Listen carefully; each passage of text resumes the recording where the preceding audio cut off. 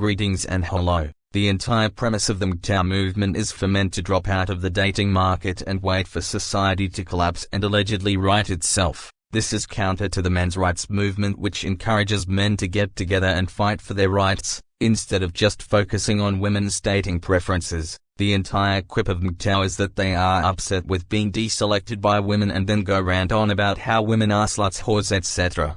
and absolutely have no talk about how to change or organize for the betterment of the male sex on all levels. In fact, they discourage it. MGTOW is inherently focused on the self and wanting a system that gives them a wife, but not the rights of other men. This makes sense as they still have the mindset of demonizing other men to compete for a girl. MGTOW focuses on the juice not being worth the squeeze in regards to dating anymore, and that women's standards are too high. Read. The price to bribe a woman went up because women do not like men and now have the ability to show it because they no longer need a man's labor. This is evidenced by how so many MGTOWs grift into talking about how to attract women and become masculine. None of this kind of talk helps or benefits men as whole, but plays into the feminists' hands because it demonizes and vilifies men. Expecting society to turn in your favor while not making actions and organizing with other men to turn misandry claws around is a pipe dream. Especially when that favor is being with a wife who doesn't love you for you and is only there because you just barely have enough status. The whole goal of MGTOW is to turn society back to traditionalism, which is what led to this feminist society in the first place. The first stage of feminism is traditionalism, as they are both gynocentric and worship women, while demonizing and discarding the man to sacrifice. Both use the false threat narrative that men are dangerous toward women. Whether that be the traditionalists' claims of men corrupt women by sleeping around with them, and who loathe on about degeneracy, or the feminists who claim that all men are misogynistic rapey abusers. When MGTOWs say that men's rights is the lost cause and that it is time to drop out of the system, what they are really saying is that they are too lazy to fight for their basic human rights, and that they couldn't care less about their fellow man. If MGTOWs had any interest in helping men at all, they would be organizing on a huge level together to change things, as a collective, instead of grifting from the quote-unquote ideal jawline to attract women to the fallacious benefits of semen retention. End quote. There are millions of men's human rights issues, but MGTOWs only choose to focus on dating and relationships. What does this say about the movement itself? To put it bluntly,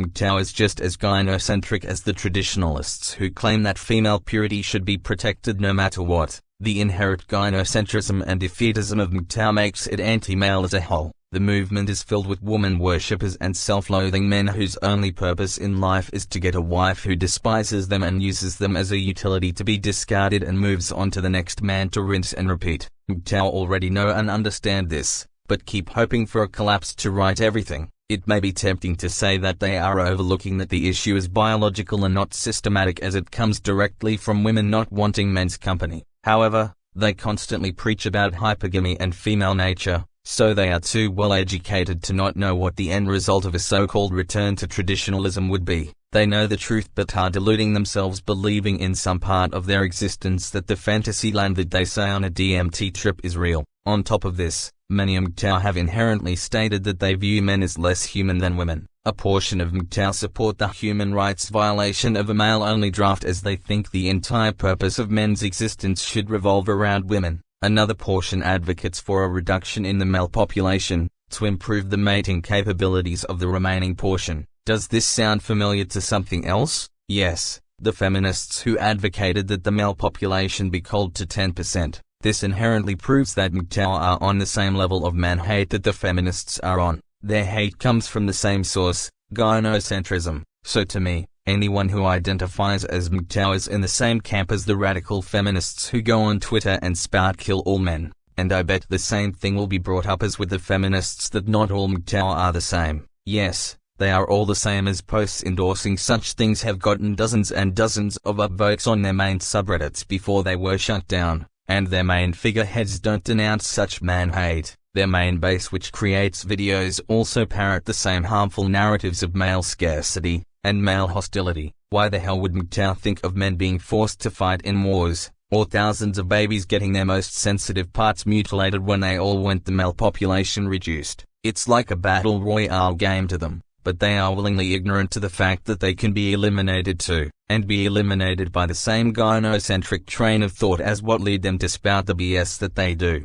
MGTOW is completely full of treadkins who do not want anything to do with men's rights causes, and only sit and complain about how young women do not want to be with them because the system is screwed up. The system is working as it was designed to, since women do not want to be with men, especially low-status ones in the first place. MGTOWs are playing into that and are supporting the same narratives that disenfranchise men in the first place. It's no wonder why so many MGTOWs turn on each other and eat one another up just for a scrap of validation from a woman they know they have no chance of being with. They operate on the same driver as the male feminists who claim that women are oppressed and need protection. MGTOWs also play upon cope concepts like the wall, women being less happy than men, or masculinity solving everything. This is all to feel happy about their own reality, which is that they are deselected by women and that they are too low status for women to find them attractive, so that they could bribe a woman. This makes MGTOW a coping movement. They mask their insecurity by playing upon treadkin fantasies of fake male power, which is actually having the chance to be temporarily given validation by a woman in exchange for your usurpation, and that quote-unquote dropping out of the dating market would make a difference. Women do not care about you one way or the other,